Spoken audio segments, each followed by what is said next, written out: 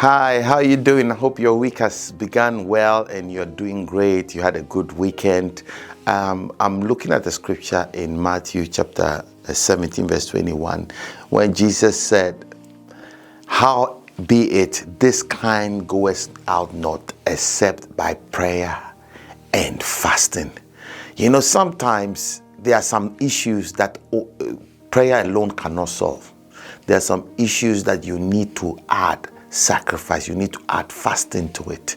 You know that I'm sure you know the story where this man brought his son to for the disciples to heal, and they couldn't because he was epileptic. And when Jesus came down the mountain, he said to the father came and confronted Jesus, saying that I brought my son to you, but they prayed, nothing happened.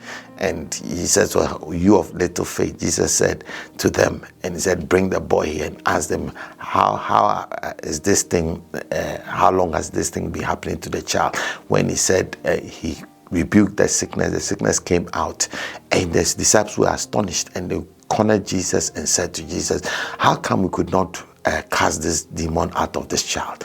Then he said, "Because your faith was little, but however, this particular kind, it goes out not except by prayer and fasting." So there are some issues that you need to add fasting to it. You need to add sacrifice to that thing.